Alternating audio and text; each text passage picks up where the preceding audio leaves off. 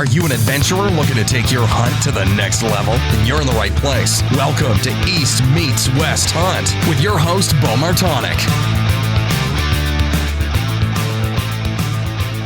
Hey everyone, welcome back to another episode of the East Meets West Hunt podcast presented by onX. The onX Hunt app is your premier GPS hunting app, your number one hunting app for turning your mobile phone or computer into a working GPS unit.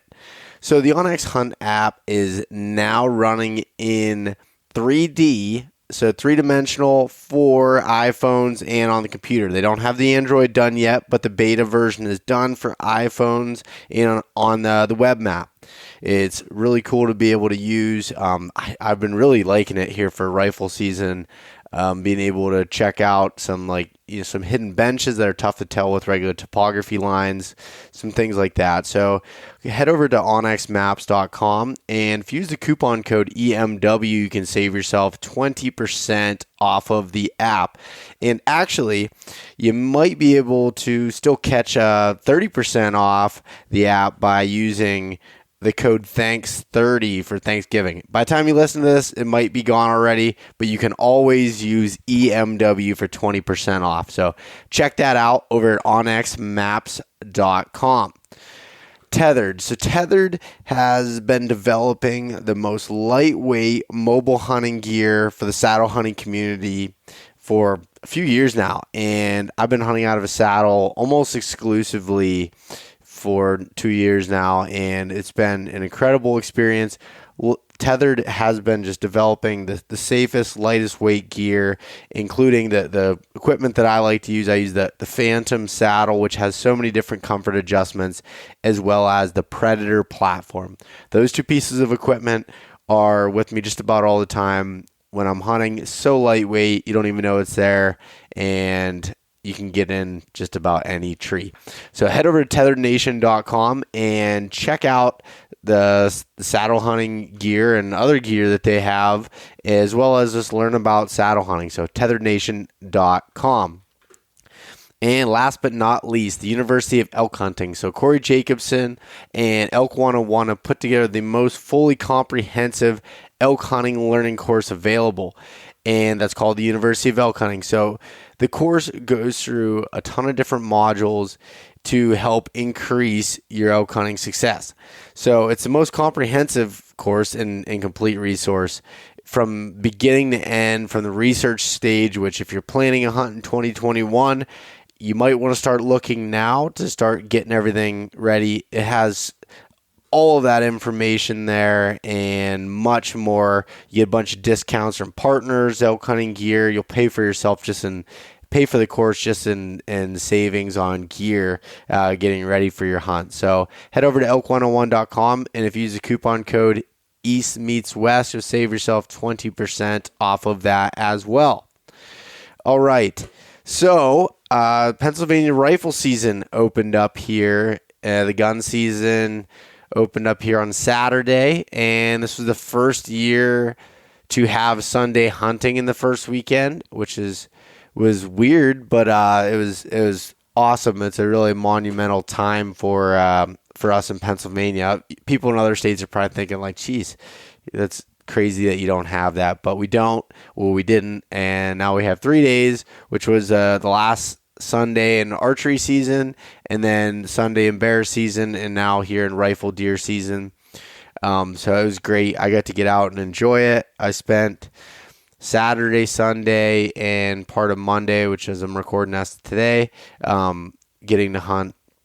And so the first day, trying to think, saw a few deer in the morning. I was set up on a thick hemlock side hill, trying to get out. I knew there was going to be a ton of pressure, mostly on the tops and some from the bottom. So I tried to get in an area where I couldn't really see very far, but I didn't think other people would be at, and I didn't see anybody else.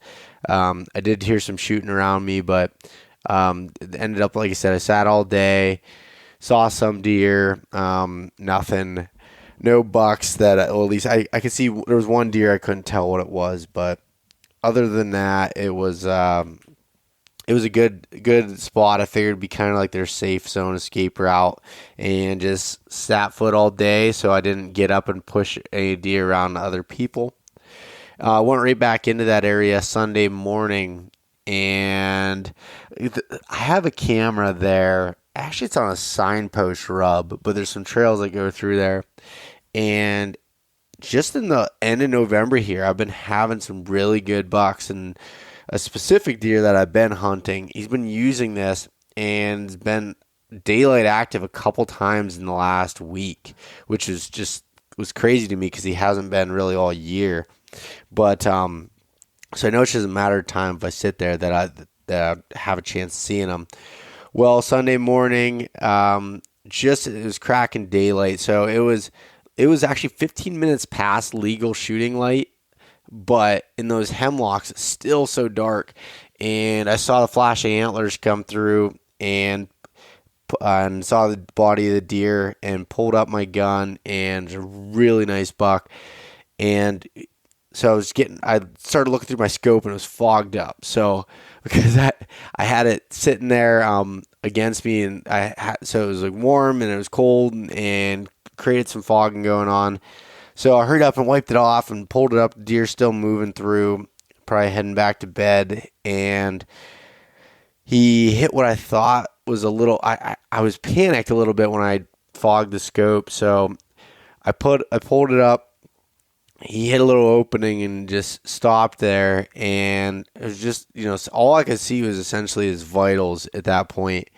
And I squeezed one off, and deer ran. So I was like, what happened? Did I hit him? I was like, there's no way I could have missed him. It was like 65 yards, maybe 60 yards. And so I went right down there afterwards because I was like, I'm shooting them with 300 Win Mag, which might be a little bit overgunned, but usually they're not going very far if that's the ticket. So, and I knew that it was either a kill shot or nothing by what I had. And I went down there, no blood, no hair, and a bullet in a tree. So I didn't realize it was thicker than I thought because it was still kind of low light, and I hit a bunch of branches. Well, not probably a bunch, probably hit one of them, but you could see where the bullet went and hit a tree then behind it, and just made me sick to my stomach about it. But I didn't hit him, which was, I guess, the good part about it. But where I was looking back at it, is I'm kind of mad at myself for not being a little bit more patient, because another 5 feet and he would have hit a big opening that was definitely wide open. But at the same time, I had the shot, I had the opportunity, it looked clear, and just wasn't.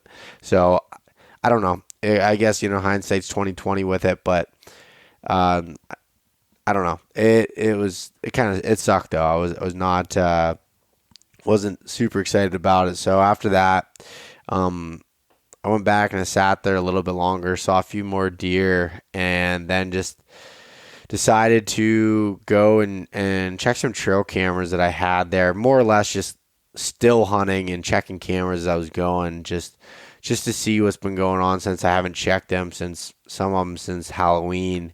And so there was this is what hurts, okay? So you know how trail cameras can be a really good thing, and they can also be really bad at the same time. And what I mean is, I went and checked his camera when Justin was here filming me on November 10th.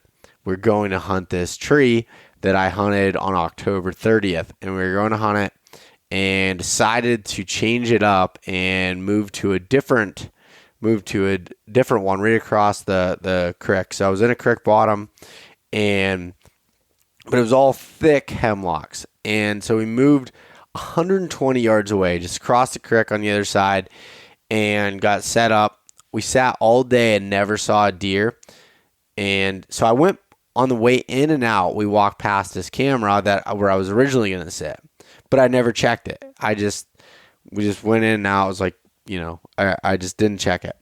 So I checked it now, and in between the time when Justin and I walked in the morning and when we came out of dark at 8:47 a.m., the big deer that I had the encounter with, if you remember, a few weeks ago on October 30th, we're on the ground where I had one of the biggest deer I've ever hunted at 15 yards and I didn't get a shot off.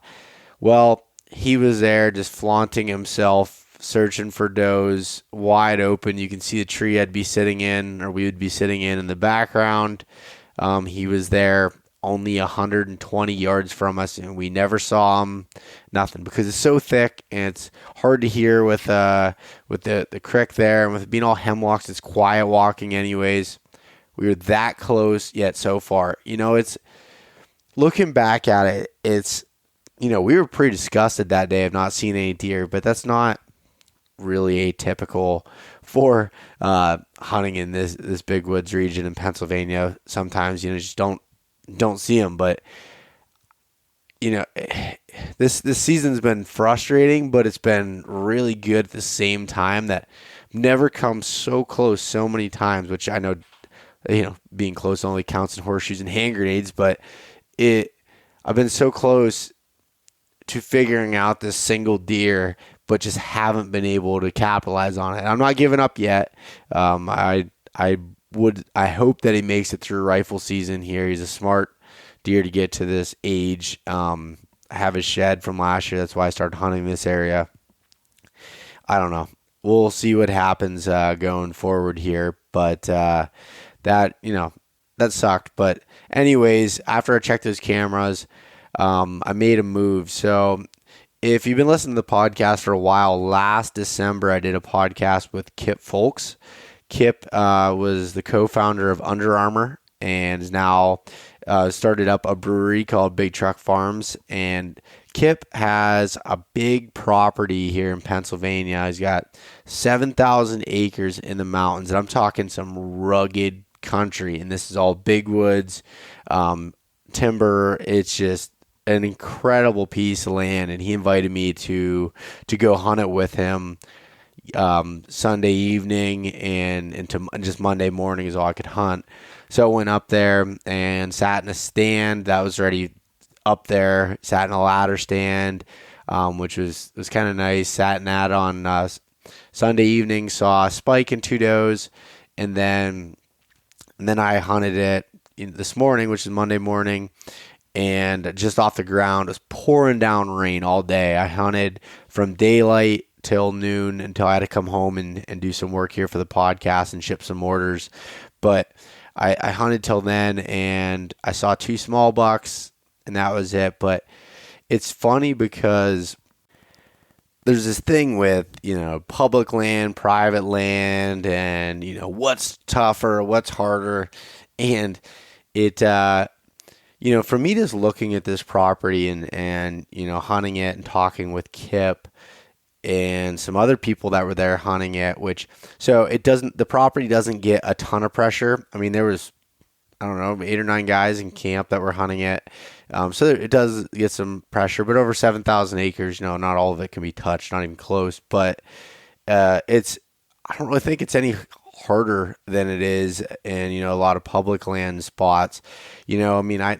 I can get to areas where, and when I say this, take this with a grain of salt. I'm not saying everywhere, but there's a lot of areas I go to on public land that I don't have as much pressure as I have hunting different pieces of private land.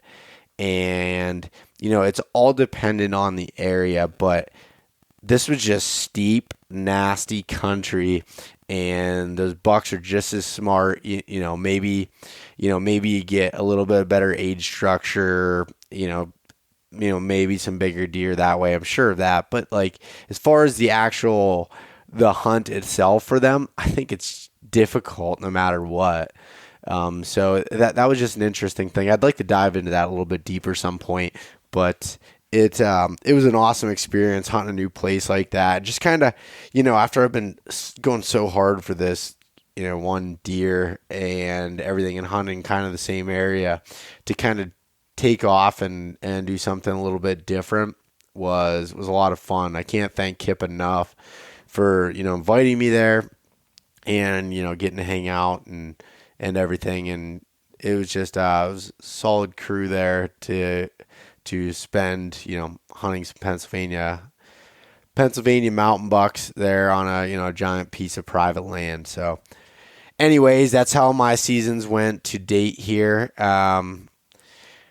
I'm looking forward to releasing this podcast here for you to listen to with Hal Blood, as we're getting some snow in here in Pennsylvania. I love snow and rifle season. That's get on a track and go, and you'll be able to hear Hal, who's incredibly successful with it, talk about some experiences, some stories, some things to be able to learn from when it comes to tracking deer anywhere in the Northeast, and really, even beyond. These tactics can be used. So I hope you enjoy that, and hope everyone had a happy Thanksgiving, and good luck if you're still grinding. All right, we're live, and I'm on the podcast tonight with a guy that's coming all the way from the northeastern region, as far up there as you can get in the United States, Hal Blood from Maine. How are you doing, Hal? I'm doing great. And you? I can't complain. It's October here in Pennsylvania. It's a beautiful time to be outside, and I got nothing to complain about. That's for sure. What else? Likewise, it was spitting snow here today. Really? So my neck's starting to swell up. Is that normal to have snow in October up there, or I guess this early in October? Oh yeah, we have snow in October quite frequently. I've seen it the first week of October. I've seen a foot of snow during moose seasons in first week of October. Wow. Is that you were telling me a little bit before we started recording here that you're doing a little bit of guiding some moose hunting currently up there. Is it the time, just for anyone listening, the time of recording this is early October, so you were saying that you were doing some moose hunting? Yeah, Maine's first moose hunt is basically starts the last Monday in September, and we have a week for that hunt, and then generally it skips a week, and the next hunt is a Monday after Columbus Day. So this year there's a week in between, which is this week here. So Monday starts the second hunt, which is another bull hunt, and then they have a cow hunt the last week of October. So it's basically like 3 seasons, and then they, down in the coastal zones, they do there's some others. They can hunt all during November, but there ain't many moose down there. That's just kind of, if you saw one, if you had a permit and saw one in deer season, you could get it. Oh, okay. So I guess that I'm getting a little bit ahead of myself there. Before we start going a little bit into some of your guiding stuff there, do you want to give a little bit of background on who you are, Hal? And I'm sure, a lot of the listeners here, being, big woods hunters throughout the East Coast, have heard of you and have, learned and hopefully maybe read some of your books, stuff like that. So would you give a little background on yourself? How far back you want to go? Because I'm pretty old. Well, let's give the Cliff Notes version of this of your life. Okay. Well, I started deer hunting with my father when I was a little kid, and down in southern Maine there wasn't very many deer when I was growing up back in the 60s, and I shot my first deer when I was 12, another one when I was 13, and then I started hunting down east a little bit at the relatives' hunting lodge, and then I went to the Marine Corps for 4 years, and when I got out, I had to get a job, and the only vacation pick I could get for that following year was the first week in November, and at the time, I didn't have any seniority, and all the other couldn't get a November week off except that first week, and it was open a week early up in the northern zone, what they call basically the northern half of Maine, or what we call the big woods up in here. So I said, well, I used to come fishing up here, so I said, there was deer, so I'm going deer hunting up there. That's basically how my big woods hunt started. I talked my father into going, and we had a little tag-along camper that popped up and about froze to death, and I shot a spike horn the first year up here. But just from that 1 week up north, it was hard for me to hunt down in southern Maine anymore. So I continued coming up for a week or so.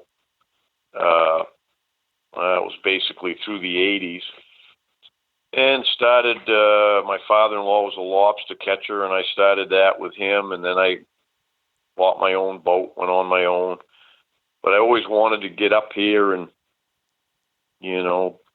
make my living in the outdoors, so to speak, following chasing the dream or whatever. So started in the, it was basically late 80s, right around 1990. Started building a set of sporting camps and guide business, and dragged my wife up here, and that's when it kind of began more for guiding, and I deer hunted in between the guiding. I had to guide to make the living, and shot deer in between, and I guess I got good at killing the big ones. The ones over here in Maine, probably people didn't know that it's kind of, there's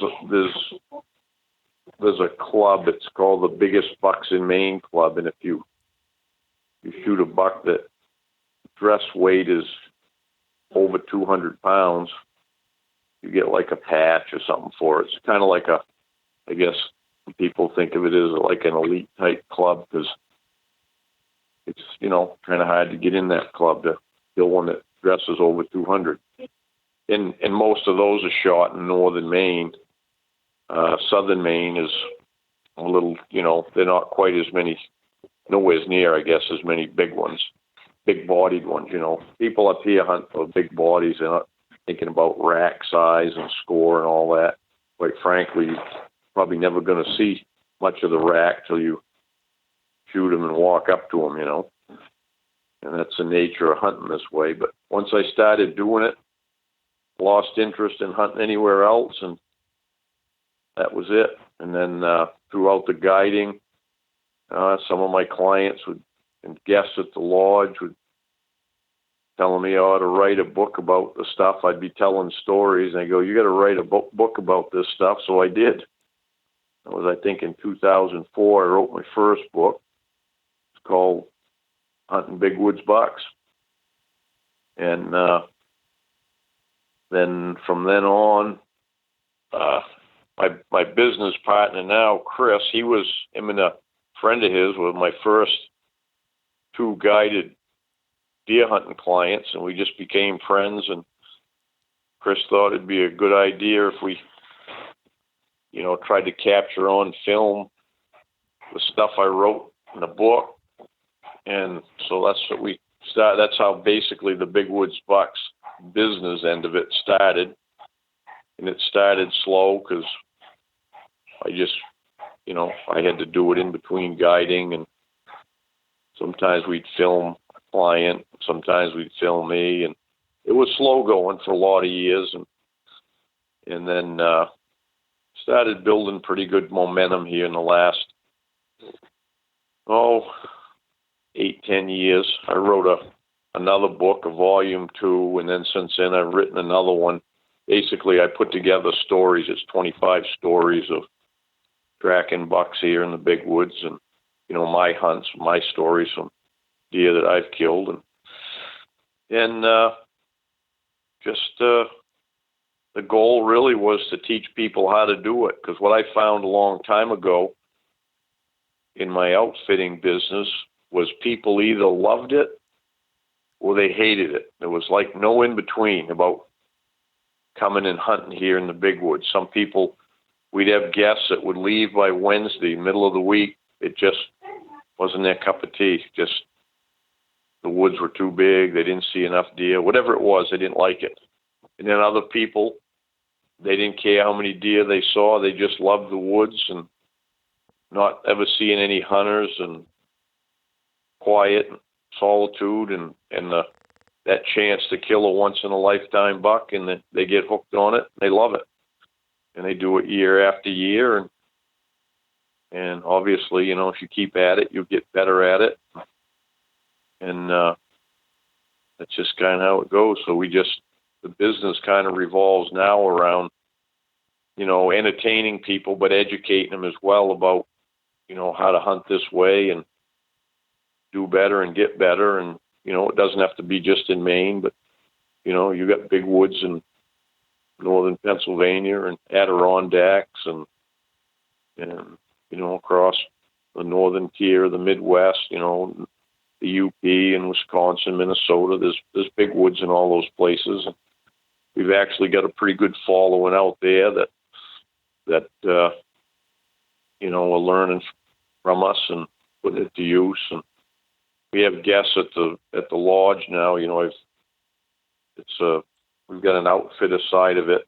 I sold my other outfitting business and I started another one last year associated with Big Woods, so it's Big Woods Outfitters, and it's mainly for the deer hunting end of it. And the team members and that are guides, guiding hunters, and we take people on American plan hunts, and it's just a good time.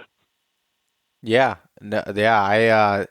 It's funny. I mean, I came across, I think it was your YouTube channel first, the Big Woods Bucks YouTube channel a while ago, because there's not a whole lot of information out there on hunting big woods or anything like that for whitetails. There's so much for farm country, and that's everything that you ever read or do anything about. So when I came across your channel, I was extremely interested in, and also a lot of your style with tracking deer is something that my grandfather has told me a ton of stories about at our hunting camp here in northern Pennsylvania where I live, and it just, so the stuff that you were putting out, your videos and stuff, really resonated with me, and then also then later on found you started your podcast and everything, and just a ton of very good information, and one of my goals is to hunt more places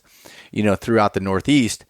I'm from Pennsylvania, and I've hunted here, and I've hunted, southern Ohio and some other different places for whitetails here, but I've never went up into that Northeast corner there, and I definitely want to do that at some point. So would you want to give a little bit of a background for the listeners on what it kind of looks like as far as the terrain and the habitat and the places that you're hunting there in northern Maine? Well, where I hunt, it's mountainous. It's right up on the Quebec border, and the mountains separate Quebec from Maine. It's on the jagged part if you looked at like kind of northwestern Maine. And I guess you'd consider it the northern end of the Appalachian Mountains, I guess. But northern Maine's very diverse. When you get above here, it turns into, more rolling ridges. And, there's a scattered, decent-sized mountain here and there. And then the further north you go, it flattens out into, more low ground with ridges, low ridges and stuff. So it's pretty diverse, up in this neck of the woods as far as that goes. And it's what they call the whole northern half of Maine is what they call a boreal forest, a spruce fir forest. A lot of people call them pines, but they're not really pines. There is pine trees here, but it's spruce fir mainly. And swamps, there's mountain swamps. I mean, you name it. It's logging. It's all commercial timberland for logging, and that provides some access to get in, to get into places, and but Maine is different than most states, whereas although it's private land, most of it, timber company land, it's open use. In other words, you've got access to millions of acres to hunt in northern Maine. You know what I mean? It's just the landowners allow access, and so it really makes for, unique hunting up here. You're not limited to 40-acre woodlot or your lease of 200 acres and things like that. It's just you can roam anywhere. So that's why I call it the big woods. It's just as big. It's as big as you want it to be. Yeah. So do you have much as far as, your typical public land, like national forest, state forest type stuff, or is it mostly the private timber company properties that allow public hunting? Yeah, it's mostly timber company land. There is a state park in Maine. There's no national forest. There is a little bit of national forest. It's mostly in New Hampshire. It's right on the border there. That's a White Mountain National Forest, and that's open to hunting too. And then there's a state park in Maine, and then there is some public land. What they call, public land like any other state. But it's not very much. It's a little bit here and a little bit there, and it's really no different than. It's no different than hunting on the timber company land. You really wouldn't even know if you were on public land or not. Yeah. So that's kind of similar to, what we have in northern Pennsylvania. We have about 2 million acres just in northern Pennsylvania of your traditional public land that's national forest and state forest, but we also have a lot of those timber company properties that, that isn't, I guess, well known to people if you're coming from out of state or not, but we've always just grown up knowing, it's open to public hunting. Like you said, there's no difference between that and your traditional national forests or, public hunting grounds. It's all the same, just endless timber, essentially. Yep. Yeah. So that's where I want to kind of talk a little bit about, when you were saying like most of it is the conifer trees and spruces and stuff that are there. What are the deer typically feeding on in those areas? I know you were saying logging cuts and stuff, but what are their traditional, food sources? Well, the logging creates the browse in the feed, and anywhere they log, there'll be, various green plants that grow. I mean, probably hundreds of different kinds of plants that grow in the skid trails and where the dirt's disturbed, and raspberries, and then in the spruce fir, usually there's blueberries under there, which the deer don't really eat blueberries, but I'm sure they nip at the bushes. But just a lot of green plants that come up, and then there's the browse. So the logging creates a lot of feed, but the deer are in places where it hasn't been logged for a long time too, and they'll be usually around that edge between the transition of the hardwoods and the softwoods, and they eat things like the mushrooms. There's tons of mushrooms, and they'll be feeding on that. Maple seeds, where there's, it's predominantly maple and yellow birch would be our hardwoods in the north. There's white birch and poplar too, but maples is predominant. And then they feed on the moss when the spruce or fir tree blows over. They'll eat that moss that grows up on the limbs. We call it old man's beard because it looks like it's gray, and moss, they love that, especially the bucks. It's a high nutrition feed, and later in the season when they're trying to get some feed on, they'll go in and one of them blowdowns and feed up and down both sides of it, smash the limbs off with their horns to get deeper into them. That's the difference in the big woods is the feed is everywhere.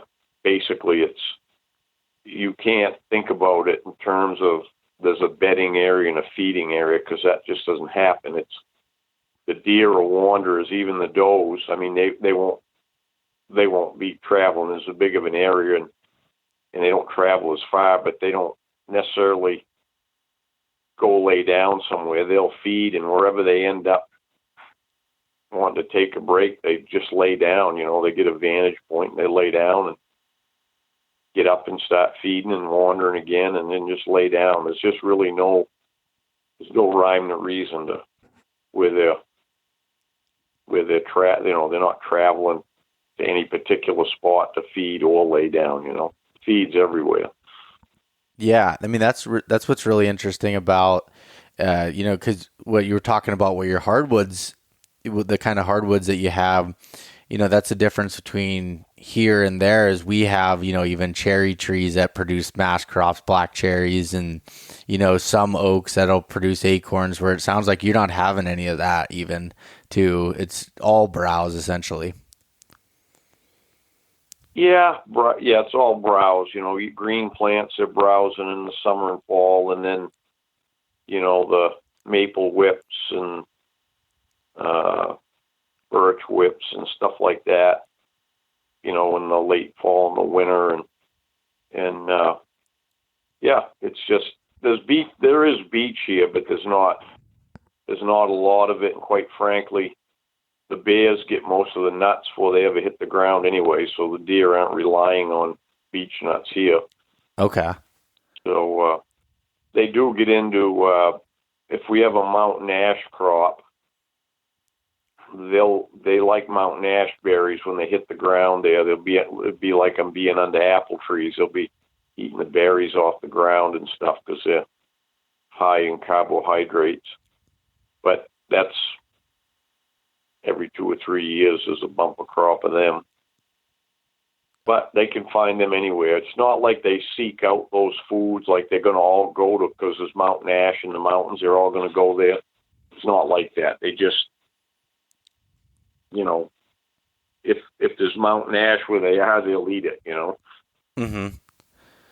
So with that being said, as far as for you or for your clients, what are you doing to find the deer and specifically the bucks to be able to hunt them?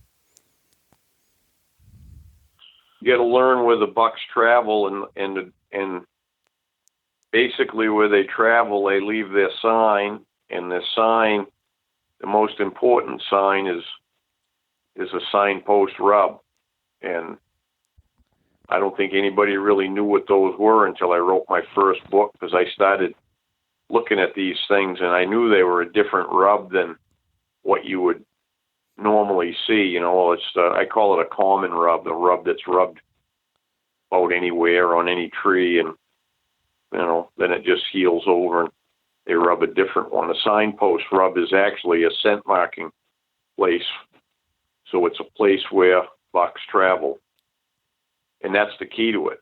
So I tell people up here, well, probably it's true in most any big woods, if a buck has, I don't know, pick a number. If he lives in 10 square miles or 20 square miles, it doesn't matter. He's probably only traveling through about 10% of that area. He's not going to be in 20 square miles of territory. He's not going to be in that, cover that whole thing.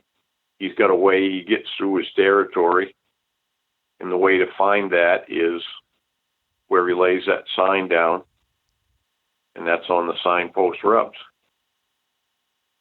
Okay. And do you typically find those signpost rubs in any specific area? Like I heard you said a little bit earlier about, transitions between the hardwoods and the softwoods. Is there anything else that, are you finding those on those transition areas near any sort of terrain features, or is it, what are you kind of looking for to find those signpost rubs? Well, up here they're made on almost exclusively on a brown ash tree. So first you got to learn how to identify a brown ash, and if you looked in a tree book, it would be called a black ash. and it's not a common tree, and it grows in wet ground, so you can find it anywhere there's water, along streams, spring seeps, beaver flowages, low ground. You can find it in the mountains too if there's seeps and stuff up wet ground. Up here there's a lot of wetlands and wet ground way up in the mountains even, and you'll find brown ash in those places, but it has to have a lot of water to grow, and the bark is kind of corky on it, and I think it holds the scent better, and maybe that's why they choose that tree. So you learn the tree, identify the tree, and then it's easier to find the tree than it is to randomly walk through the woods and try to find a signpost rub. I just walk the wet ground and wet trickles, and when I find brown ash, I look for the signposts, and that's how I find them. Now down your way, they're going to be on. If you had signpost rubs, they would be on. If you have hemlock or red cedar, those are down your way would be probably the two most common ones. Sometimes white oak, but you don't have brown ash, so it's going to be on something different. Yeah, I've noticed the hemlocks are the biggest ones where I'm finding the signpost rubs on. I just found one last weekend. I was in the woods, and you could tell just year after year this hemlock tree was used. You could just see the year after year of like where the bark was pulled away from the rubs, and then partial grown over, and then the new rubs hit every year. Yep, that's it. So once you find them, that's a key spot where, and a lot of times it's where more than one buck is using one of those signposts. It's like territories overlapping, and I've got as many as 5 for sure, several times. I know I have a camera I've been putting on a signpost, and there's always 4 or 5 bucks there. Last year there was 5 bucks on it when I picked it up at the end of the season. 2 7-pointers, 2 8-pointers, and a 9-pointer, all coming to that same signpost. So it's a key, if you got 5 bucks that are coming through one spot, it's a pretty good spot, right? I think anybody would agree with that. Yeah, definitely, and especially in low deer density areas like where you're at. Yeah, that's right. So doesn't matter if you're a tracker, a still hunter, or a stand hunter. That's the location. You can go there for any of it. You can go sit over it. You can still hunt through the signpost areas, or you can go there to pick up a track. Key area. That's where the bucks travel. So that's where you got to go to find where the bucks are. Yeah. And then if you explore your territory here and you just keep learning the woods, you'll find more signposts, and then you can almost figure out a pattern you're not going to pattern like you're going to pattern the deer with times and stuff, but you might figure out where a certain buck's territory is if he visits one signpost and another 3, 4, 5 miles away. You kind of get a feel for how he's traveling through his territory, Yeah.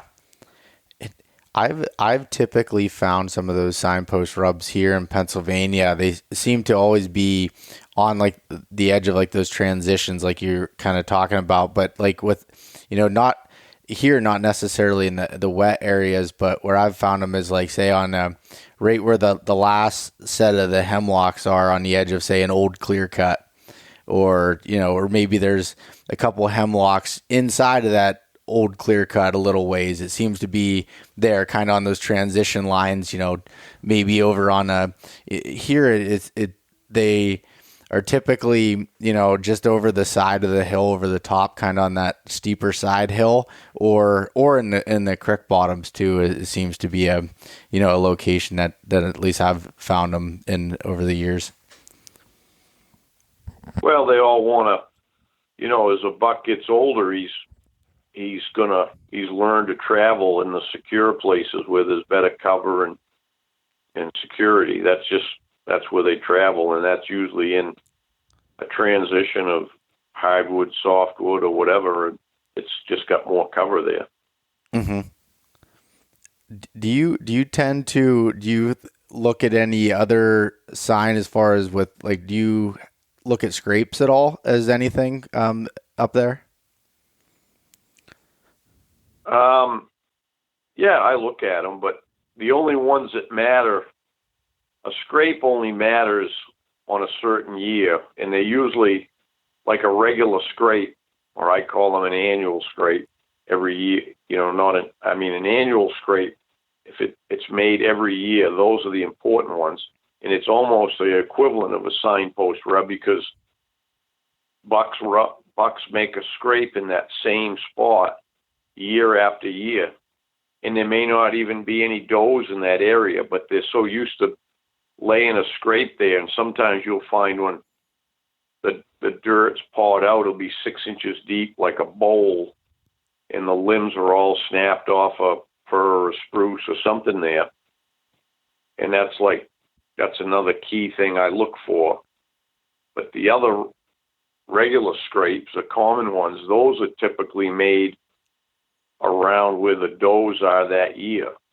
So if the does are feeding around in a certain cut one year, there'll be more scrapes in that area. But if them does move a half a mile the next year, or a mile, them scrapes will probably just dry up, and they'll make them somewhere else.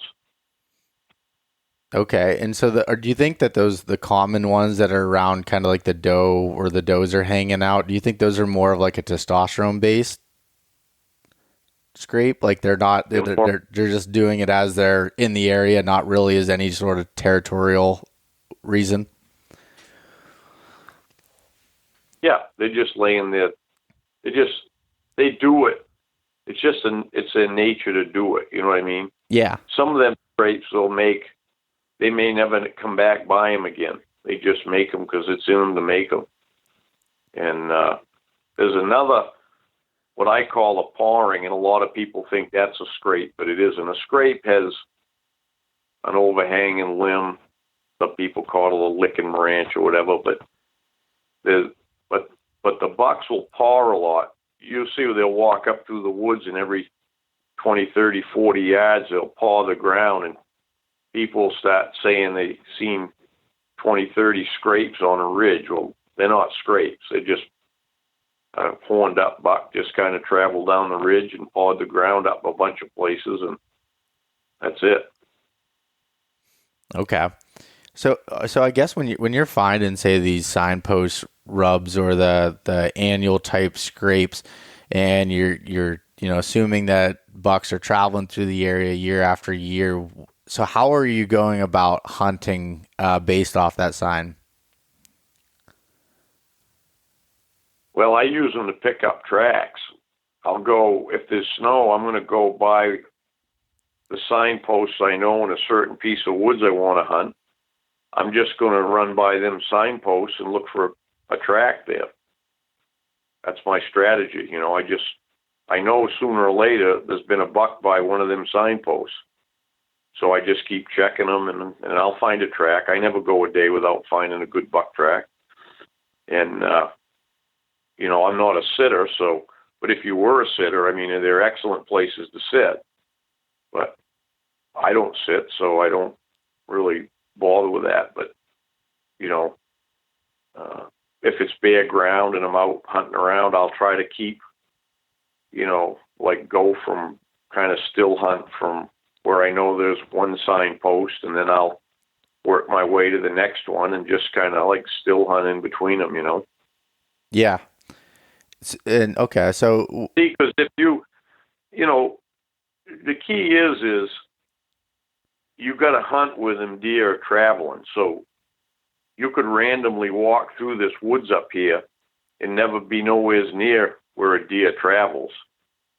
So I already told you they use about 10% of their area The key is to find that 10% and spend 90% of your time in the 10% area and 10% of your time in the 90%. In other words, just get through it. Yeah. I'm following you there. So when you pick up a track and one that you would determine, so how are you determining it's a track that's worth following? How do I determine it? Yeah. It's got to be big and good dew claws out wider than the print and dragging its feet. Those are the old bucks. Now, that's me. Mm-hmm. Anybody else, if you want to just go track a buck, then just get on a buck track and go, Yeah. So, in the tracks here, by the nature of the deer we have, see, the deer, you have Virginia whitetails down your way, and those Virginia whitetails are right up into Maine, too. It's the typical whitetail. It's the most prevalent. But northern Maine has what they call the northern borealis whitetail. I read that when I was a kid. Leonard Lee Rue had a book, and it's about the game animals of North America. And I read that in there that there was 23 subspecies of white-tailed deer, and the northern borealis whitetail was the largest subspecies because it's in the boreal forest right up into Quebec and New Brunswick and all that, northern Maine, northern New Hampshire. So it's the largest subspecies, and along come that is they have bigger feet. Now, you get big heavy deer out in that farm country and Saskatchewan and Alberta and all that are eating corn in the fields, and they get fat and dumpy, but those deer don't have the big feet, because I've hunted northwest Ontario, and they don't have the tracks like we have here. The biggest tracks are going to be in the northern boreal forest, and they have some of those in the UP of Michigan. Minnesota has it. You'll find those big tracks there because those are boreal forests too. So I always tell people, and I put it in my books, I just kind of I throw out there a 3-inch by 3-inch track. If it's 3 inches long, 3 inches wide, in this country, it's probably going to be a 200-pound buck, 200 dressed. Yep. Which is about 250 on the hoof. When you go, I've hunted in the Adirondacks and these other places, you're not going to find a track like that probably. So you got to have a track maybe 2.5 inches wide and 2.5 long. Maybe it'll be 3 inches long, but so you got to figure out what the big tracks are for your specific area you're hunting. That's all. And you don't just go by the track. The track is one thing, but any old buck, no matter how big his track is going to have, I call it a stance. You could call it the stagger. It's how wide it is from side to side, left to right, And then also, the older bucks are going to be dragging their feet. There's some of the bucks here, they'll be dragging their feet in an inch of snow. If you see where their feet are just dragging in an inch of snow, those are the old, heavy old bucks that are just foot draggers, I call them. That's how they walk. They just drag their feet along. They're old and tired, Yeah. So those, what do you consider for yourself, an old buck? Is there a certain age that you're kind of looking for? Well, yeah, a good old buck, once they get 6.5, that's an old buck here, because they're probably going to be dead by he's 10, Yeah. So, yeah, at 6.5, I've shot them older than that. I don't know how old they are. They used to take teeth out of them years ago here, and I've shot some 6.5, 7.5. The oldest one I shot here, he hardly had a tooth in his head. I don't know how old he was, but I would have guessed he was probably 11 or 12 years old, you know. Wow. But and the flip side of that is most places a deer just ain't going to get that old anyways. Yeah. That's why a lot of places you won't find signpost rubs, because a buck don't live long enough to make a signpost. You know what I mean? He might rub there 2 or 3 years and then he's dead, and that's the end of that, you know. But here, most of the bucks here in northern Maine die of old age. Hunting pressure doesn't have anything to do with it.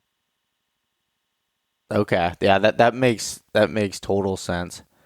And I wonder, you know, like in northern Pennsylvania, I mean, especially when they started putting the antler restrictions on, people, you know, had to really identify their targets before they were shooting, and we started getting some older age deer. You know, I remember, you know, my dad was telling me when he was younger, you know, a 2.5-year-old deer was an old deer, where now we're getting them, you know, quite a bit older.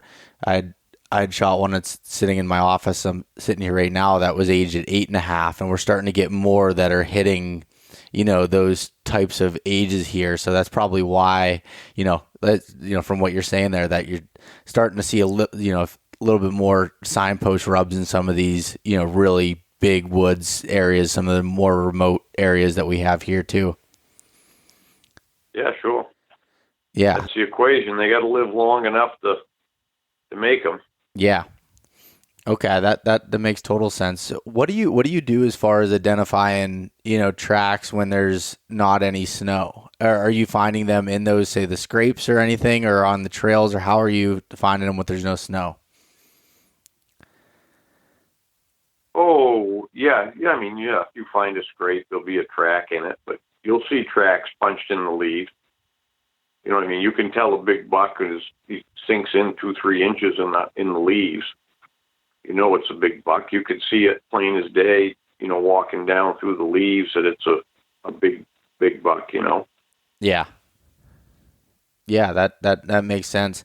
So, okay, so say you're you're finding a track, and maybe it'll be easier for you to tell a story and kind of break it down, but, you know, say you find a track as you go out in the snow or whatever that may be, kind of go through your process there. And like I said, if it's easier for you to tell a story to be able to do it of a certain buck you tracked or one of your stories, then go ahead and do that as well. You mean, what's the process for the day? Yeah, like once you find a track. Yeah, well, okay.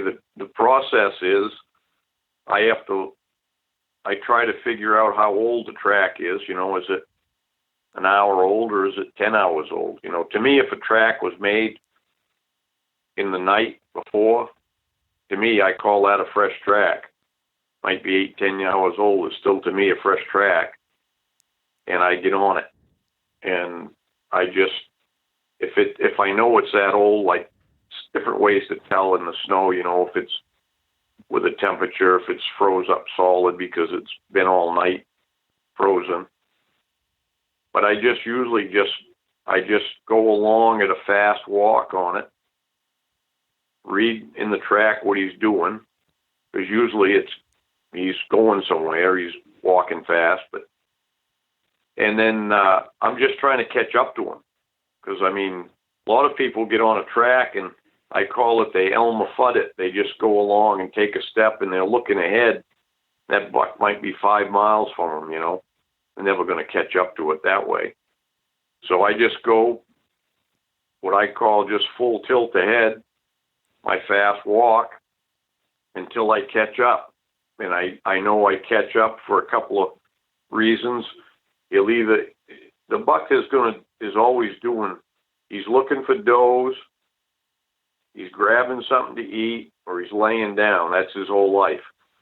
So yeah, I know when he's going to lay down because he starts feeding, and then he'll wander around and feed. He's going to be laying there. So now I know it's not 100%, nothing is, but good chance he's laying there pretty handy. So then I'll slow down and try to get a look at him laying down. If I don't, I jump him up and Now I got a fresh buck track. And that's just the process. And sometimes you get one the first day, and sometimes you get one the last, but you got to just keep repeating the process. It's quite simple, really. You just keep doing it day after day. I tell people, if you do it day after day after day, and do what you know to do once you learn it, the law of averages is going to catch up to you, and you'll catch that buck in the right place, the right time, and I call it 2 points connect, and then you get a chance at them. Yeah. And, you know, as you get better at it, there's certain things you can do to up those odds, you know, where you make the most out of your chance, or you know how to finesse things a little bit to get your chance a little better than just stumbling along. But that's part of the process of learning. Yeah, I'm sure. Yeah, I'm sure as you start going through the process, you're going to screw it up a lot more times than it works out. But that's how you learn from it. Sure. Took me 7 years to kill my first one tracking. I didn't have anybody to teach me. I just stumbled along and did it.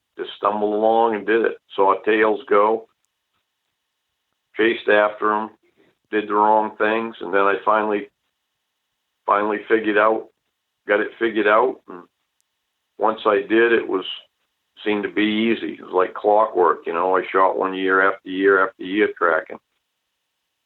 So okay, so I wrote my book to help people shorten that learning curve, because 7 years was painful. Yeah, I can relate to that. When I started hunting elk, it took me 4 years to kill my first elk, and it was a learning process.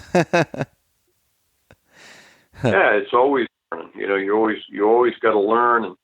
But the important thing is to be persistent. You know, because most people are going to quit anyways. You know, I've had people say, "Geez, ain't you afraid of teaching all them people how to deer hunt and track? There'll be too many people in the woods." I go, "No, because they're not going to do it anyway. Only a small percentage of people are going to do it. I don't know what the percentage is. It's 5%, but it's probably not more than 10% that'll keep doing it. You know, there'll always be the ones that go out and give it a go for a day, and then they think it's too hard or it's too cold or whatever it is, and they won't continue with it." Yeah, no, that's so true. And yeah, most people aren't because it's gonna require a lot of effort, and like you said, a lot of persistence and continuing to do it. Which, yeah, that's you're counting out a lot of the population right there. A lot of the hunters just from that standpoint alone. Yeah, I mean, everybody can do it, but they won't. That's, you know what I mean? Yeah. I don't eliminate anybody out of it. Any hunter can do it, but most hunters won't. And people look at the bucks on my wall, and they're amazed about it. But all I did was work harder at it than most people are willing to do. You know, when it was cold and windy and snowing, raining, whatever it was, I didn't quit. I kept going. And most people go back to the truck and have a coffee and a sandwich. I don't do that. I go in the woods in the morning, I come out in the evening.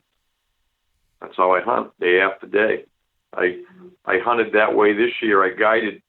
This was my first year guiding again this past fall. I had 5 years I didn't guide, because when I sold my lodge, I had a no-compete clause. So, but anyways, I took 2 hunters, one-on-one hunters, and I took one the first week and then one Thanksgiving week, the first and last week. So my hunter the first week shot his buck on Thursday, I guess. And then so I had the second and third week to hunt, and we had snow, and I went day after day and followed bucks that I could never catch up to, because we had cold weather and snow that second week, and the bucks just traveled because there's no does in heat, so they just kept traveling looking for them. But I went day after day. It was 0 every day, Went all day. Went all day the third week. We had some terrible conditions. We got a crusty snow and stuff. Went all week. Then I had my hunt of Thanksgiving week, and we hunted hard all week. Came close a couple times. Didn't get him a buck, and then muzzleloader season was next. Started out muzzleloadering. Went every day, and finally on Thursday, I couldn't muzzleload a week. They start slowing down, so it's harder to find tracks by then. But Thursday, I found a good track, and I actually got a shot at him fairly quick and chased him all that day. And I knew he was tired and he wasn't going to go far. I went back, got on his track the next morning, and he wasn't 200-300 yards from where I left him the evening before. And I got on him, and he had gone about a mile, was feeding, and he laid down there for the night. But long story short, I got on him about 7 in the morning, 7:30, and I killed him about 11:30, laying in his bed at, I don't know, 40 yards, something like that. Okay, so when you are say on them and you start seeing them, say wandering back and forth, feeding a little bit, not on a straight path essentially. At that point, you said you're really slowing down. You're walking there, and you shot him right out of his bed. Yeah, I shot at him. I had shot at him the day before when I first caught up to him. He was going into a bunch of spruce blowdowns with that moss on it I was describing to you, the old man's beard. Yep. And I was focused in there. I was coming kind of through some hardwoods, of course, where you can see good.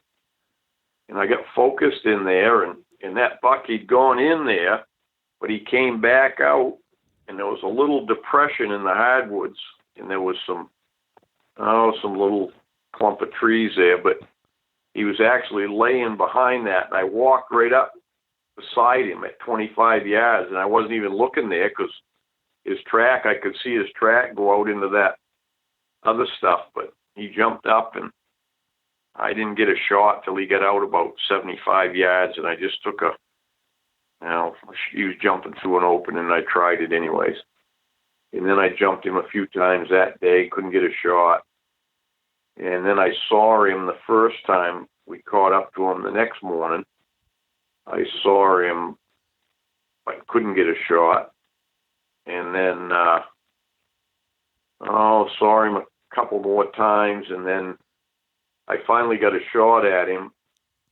I see him go, and he stopped about 75, 80 yards out in this real thicket, thick whips and stuff in an old cutting, and I fired, but the bullet never got there. It must have ricocheted somewhere. And then he turned back down, and the next time I got him, because this one here, it's like any of them, you can figure out little idiosyncrasies they have, but this one, every time he was going to lay down, once I had jumped him, he would start dragging his feet. He'd slow right down, and he was dragging his feet, and then he'd lay down. So as soon as he'd start dragging his feet, I'd slow right up and start looking, and that's how I caught him laying down. He went down through this old skidder trail through the spruces. When he got down to the end of it, where it opened up, he abruptly turned to the left. So I didn't step out. I just peeked through the spruce limbs, and he was laying there looking back, obviously waiting for me to come around the corner, and I didn't. I kind of swung my foot back so I could straight, he was on my left side, and I'm left-handed, and I just swung my back foot around and just kind of poked it through the spruce limbs and put it at the base of his neck, let him have it. Huh. So from beginning to end, when you got on his track, how far did he go, do you think? I think I figured it was 12 miles. Wow. It was 7. I figured it was 7 miles the first day, and I never got on him till 10:30 in the morning.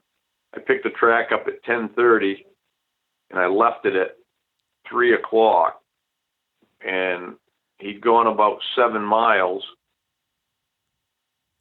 and we had to walk back 5 to the truck.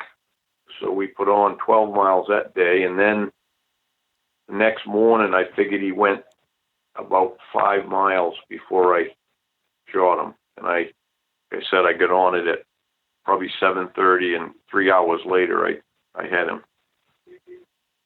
The next morning, did you go right back to where you last left him at? Is that where you started picking up the track again? Yeah, because I knew he was. I usually don't do that. Almost never. It's one of the very few times I've ever done it.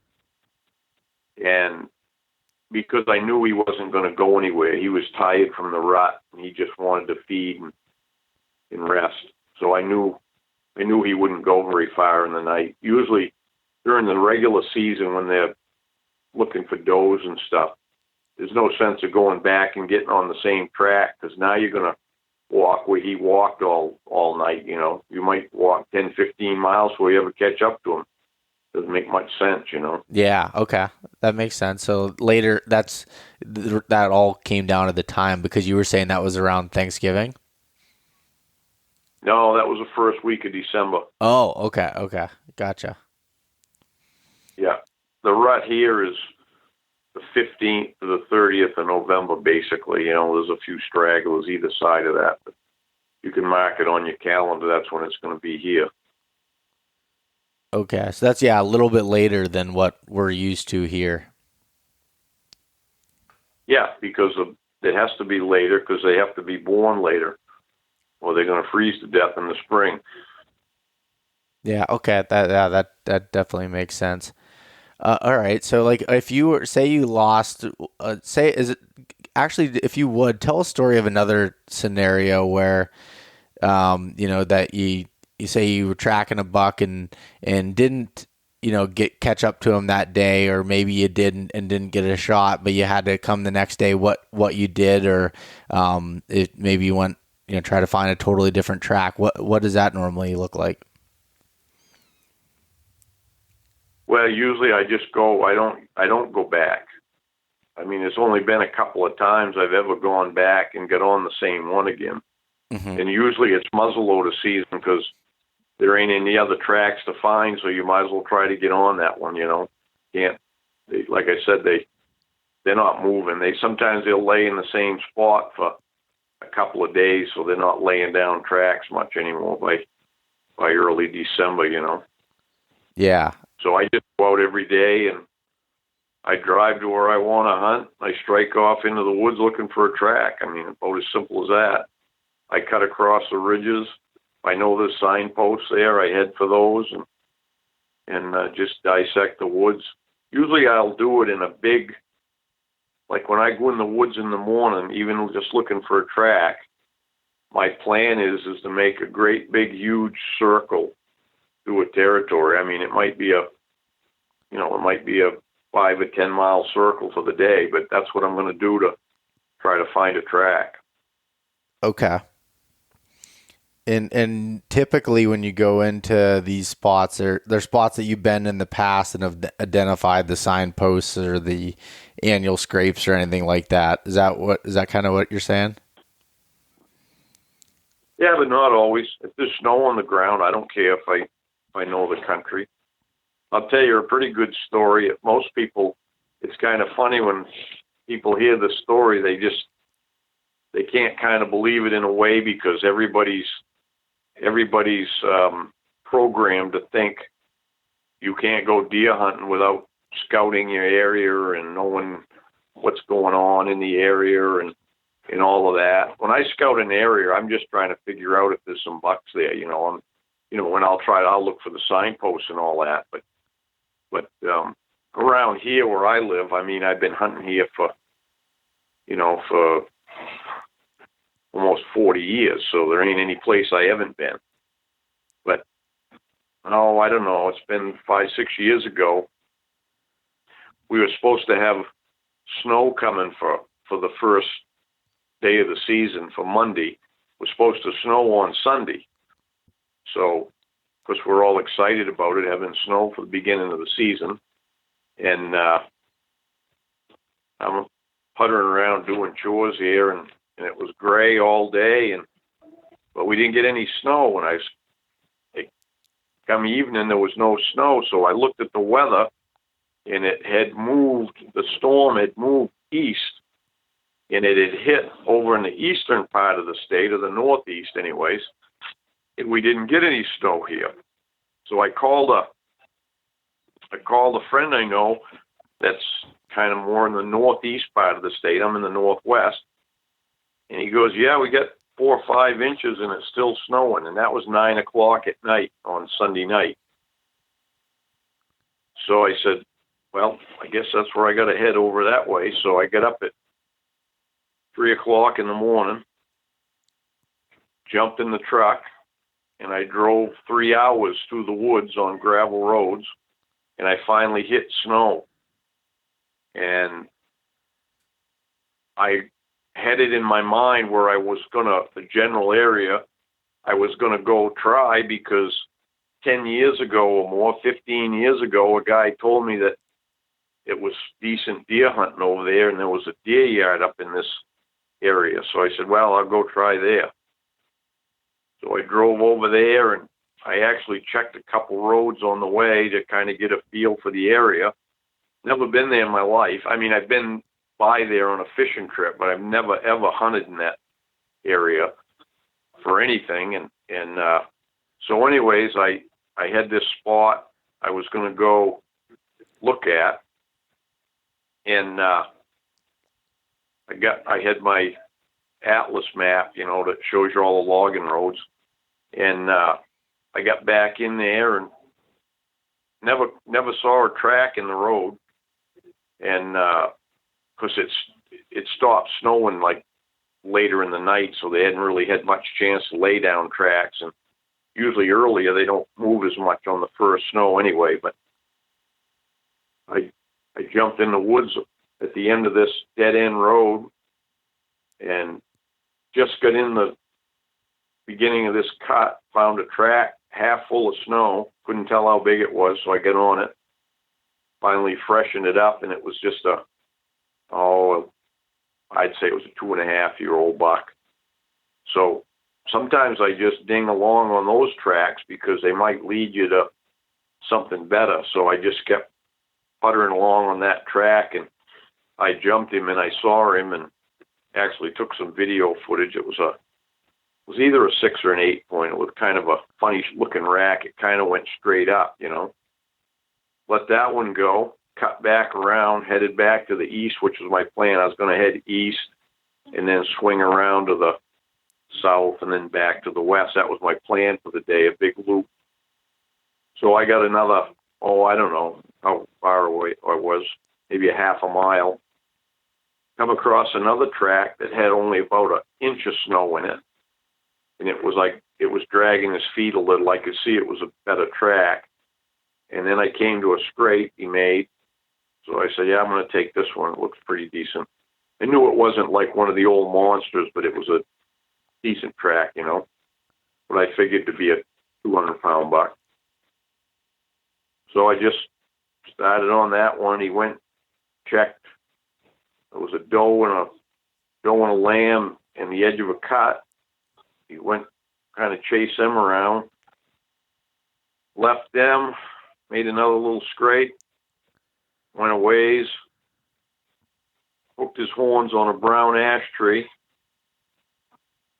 and he went into a kind of a fir thicket, spruce and fir in the green growth. He'd come out of kind of some hardwood country, and I pushed through that little thicket, and there's a bed there. First, I thought I had jumped him, but I felt the bed, and it was frozen. I said, huh. So I had to push through some more fir trees. It was thick in there. And as soon as I did, I could see his track went over to one of them blown down spruce with the moss on it, and I could see that he was feeding down it. I put it into stealth mode because I said, he's right here, because the first week is almost the same as the muzzleloader week. They're not there's no rut. They're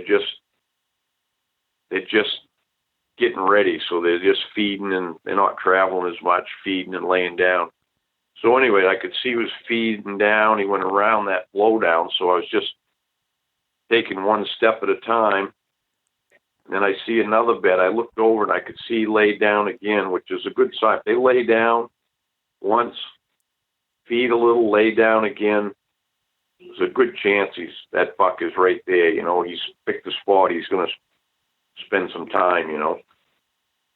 So I just was one stepping along at a time on his track, and I could see it go out into an old, I call them a cart road from way back the turn of the century, with blowdowns in it.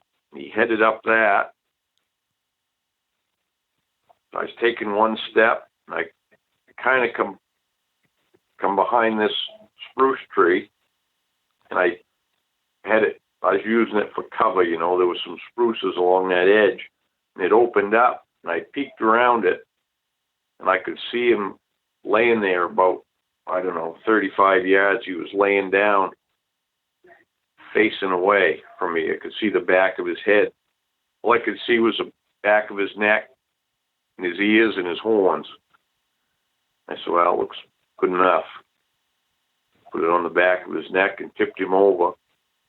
And he'd gone around, fed over to that spot, and he was watching back where he'd come from. He wasn't, I was where he came from, but he was watching his backtrack, but he'd made a loop.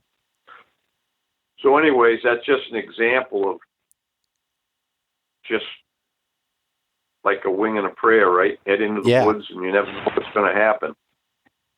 So the funny part was, up here in the North Woods, it's called the North Maine Woods Association, and you have to check in. There's gates where you check in, and I have a season's pass for it. But anyways, I had checked in through the gate at, I think it was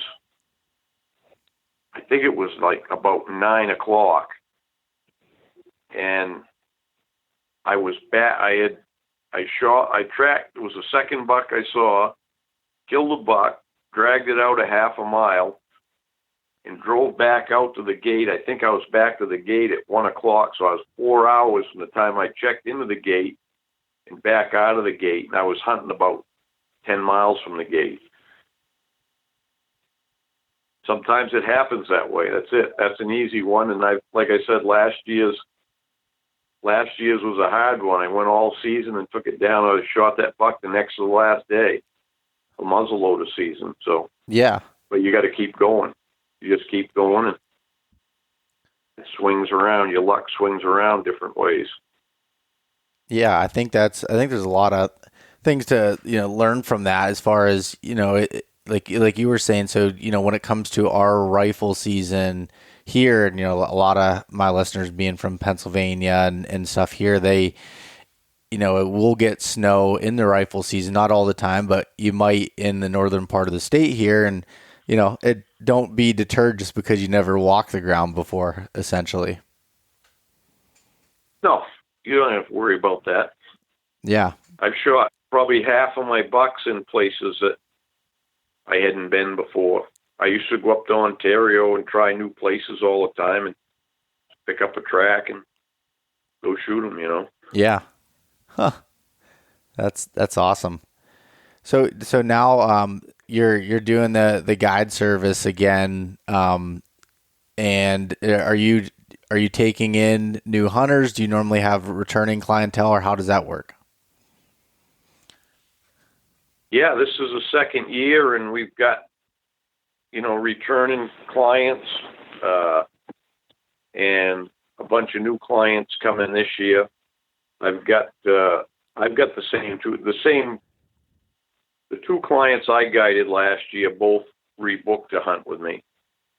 And then some of the other ones did with the other guides. So I've got my team guide, my Big Woods Bucks team. Some of them are guides, and some of them are guiding. But some of them only want to guide 1 week. Some want to guide 2 weeks. So we've got guided hunts, and they're either one-on-one, one hunter per guide, 2-on-1 or 3-on-1. And then I have an American plan hunt, which is meals and lodging, and the team guys and me, we're going to point you in direction to go try, and we sit around the evening around the fireplace and tell stories and question and answer and all that. So it's fun. That's what we're doing. And we're staying at my buddy Joe Cruzy is a team member, and he's got a lodge just down the road from me there, and I put the people all up at his lodge, and we have the meals right there, and good time. Yeah, that sounds like that sounds like it would be a great time. Yeah, if anybody's interested in that, they can go on the Big Woods Bucks website and hit the Outfitter tab and look at it and catch up with me. Probably won't be for this year. It's pretty well. Oh, this year I got 1 or 2 openings. I think there's a couple spots, I can take a few people Thanksgiving week, and I might have one other hunt, an American plan hunt for the second week. But other than that, I'm pretty well filled up. Oh, that's great. There's always another year. Yeah, definitely. And so I guess with that being said too, where can people find your books that you've written, and if they wanted to purchase them and read more details and learn from more of the stories than obviously than we covered here just briefly. Yeah, right on you can get everything on the website. So it's bigwoodsbucks.com, and we have a store in there with the books, DVDs, bunch of other stuff. We have our own line of wool clothing, and then we got a merch store where you can get swag, hats, T-shirts. But then we also have there's a tab in there you'd see that says Hunting Club, and that's where you'll find my films of my hunts and my articles and all that. And there's forums in there for hunters to communicate with each other. So like I see on there's a bunch of guys from different states, like even, we got, like I said, a contingency from Wisconsin and Michigan, and they'll correspond with each other. And I can already see, I kind of see it, I get notifications when people are posting, but they're trying to connect with each other now through that club, and we get $36 a year for that to go on and get all that information, Yeah. Oh, that's awesome. And I was on your website before, and then I was on there also earlier today and looking, and yeah, you got a bunch of different DVDs and books and everything else you can learn from. And that club is such a, it's so much useful to be able to be in contact with other people that are either trying to learn it or, have the knowledge and have been doing it. I think that's one of the questions I get a lot is, I don't know anybody that likes to hunt this way or wants to do these type of things. That's a great way to be able to meet people that are like-minded. Yeah, and they're doing it. I can see they're doing it a lot, and they're talking back and forth. They're asking each other's questions. I think it's great, and they'll ask me questions, and then I'll go in and chime in. But I'm trying not to overtake it unless they're specifically asking my opinion. Yeah. Yep. So they're really they're communicating good in there, and yeah, it's pretty good. It's pretty cool. That is great. And then we have our podcast too. I don't know if you've listened to any of ours, but we started that. I didn't even know what a podcast was when a couple of the guys said, "We got to do a podcast." And I'm like, "What the heck is a podcast?" So I said, "Yeah, all right, we'll do it." So it's actually turned out pretty well. I mean, I didn't know what to expect because I didn't know what a podcast was, but we have a great response. We have a lot of people listening and commenting and good reviews on iTunes and all that stuff. Like I said, I'm not very techie about getting to it, but I know you can get it anywhere. Probably the same as yours. You get it in Stitcher and iTunes and Pandora and whatever, Yeah. Yep. I have listened to your podcast before, and it's one, there's a ton of information, but it's also entertaining to be able to listen to the stories and everything else. You have some great guests, and then just with your Big Woods Bucks team there too, just talking back and forth. I think that's super useful. I know for me, I listen to, a few other podcasts when I'm, driving back and forth to work or whatever that might be. So that's a nice way to be able to get some information as well. Yeah, we're having fun with it.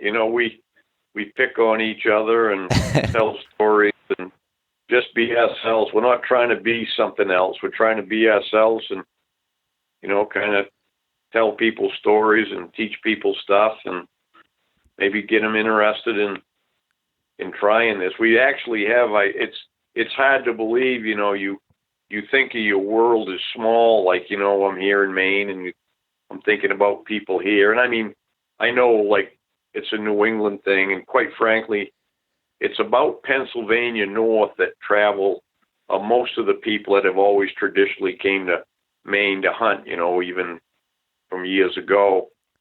But we actually have people around the world listening, and I'm thinking, why would people around the world really care much about deer hunting in the big woods of Maine? But they do. They actually have a guy coming from Australia on a guided hunt because he wants to learn how to hunt these deer because they have samba deer in Australia and they get snow in the winter out there. I never knew that. Huh. I would never have known that either. Yeah, it's crazy. It's you just, people from all over the world listen to you, and some of them like you, Yeah, that's great. And that is nice. I know you were saying like you're not a big techie person, but it is nice with the way that things are now that you can interact with more people through things like the podcast and stuff like that. It is pretty cool to be able to do that. I know I've met a lot of great people from all over the country and even into Canada and some other different places like that you always find things in common. There's someone that listens to my podcast over in Europe, and it's pretty cool to hear they hunt just different types of deer and things there, and it's pretty incredible. Yeah, I had a guy from Sweden asking me about moose hunting, the tactics for moose hunting, what we use here, because Sweden, it's a big moose hunting place, Huh. That's cool. But anyways, Hal, I really appreciate you coming on and taking some time to talk to me here. It's an exciting time of year, and I hope that you have some luck, and I hope that anybody listening here, goes on your website, and you also have an Instagram and a Facebook page and stuff. It's just under Big Woods Bucks as well, I believe, and I'll put links in the show description here for people to find all that. Yeah, appreciate it. Awesome. Well, again, thank you, and I hope to talk to you again soon. Yeah, been a good time. Thanks so much for listening to this episode of East Meets West Hunt with your host, Beau Martonik. For more great content and to stay up to date, visit eastmeetswesthunt.com, Facebook at East Meets West Outdoors, and Instagram at East Meets West Hunt. If you enjoyed today's episode, please review and subscribe, and we'll catch you next time.